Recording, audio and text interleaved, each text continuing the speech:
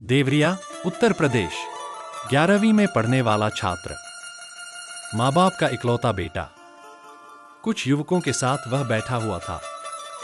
इतने में इसके पिताजी आए और इन्हें डांटा। इससे इस बेटे को इतना बुरा लगा कि ये अपने पिता की शिकायत करने थाने चला गया। तहरीर दिया कि मेरे पिताजी ने लोगों के सामने हमें डांटा, मारा पीटा, मुझे न्याय चाहिए और दोषी को सजा। तहरीर के आधार पे पुलिस ने इसके पिताजी को तलब किया। पिताजी भागे भागे कोतवाली पहुंचे। पिताजी पूरी घटना से अवगत कराए कि मैंने इसको क्यों डांटा था, लेकिन बेटा कुछ सुनने को तैयार नहीं था। बार बार अपने मामा को थाने बुलाने को कह रहा था और पुलिस को कार्यवाही करने को। अंत में पिताजी बेटे के पैरों में गिर पड़ा और माफी मांगने लगा, गिड़गिड़ाने लगा इसके सामने, मिन्नतें मांगी, तब जाके बेटा माना और पिता के साथ जाने को तैयार हुआ।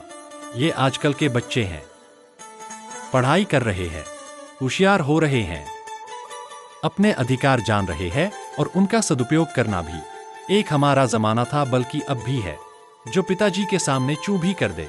गेंद, बास, थेतरा जिसका भी पैना मिले चरपाट चरपाट बजरता था।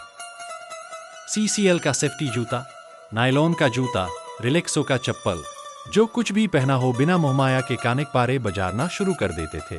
अब भी देखता हूं बप्पा रिटायर होके बैठे हुए हैं। अगर कोई भी कुछ भी अकर्ब कर किया तो ले बास का डंडा उठा के कानिक पारे देना शुरू कर देते हैं। अभी पिछले हफ्ते ही छोट का भाई जो बाल बच्चेदार वाला है, उसकी जम के धुनाई हो गई बंसफराठी से। मुझे फोन किया कि बप्पा कूट दिए हैं, मुंडी कपार फूलफाल गया है, पैसा भेजिए।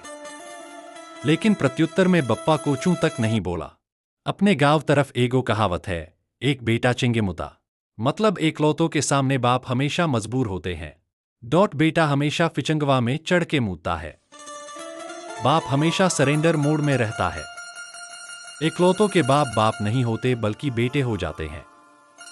कहीं कुछ कर न बैठे के हालात में रहते हैं, इसलिए इसकी हर मांग के आगे झुके से रहते हैं।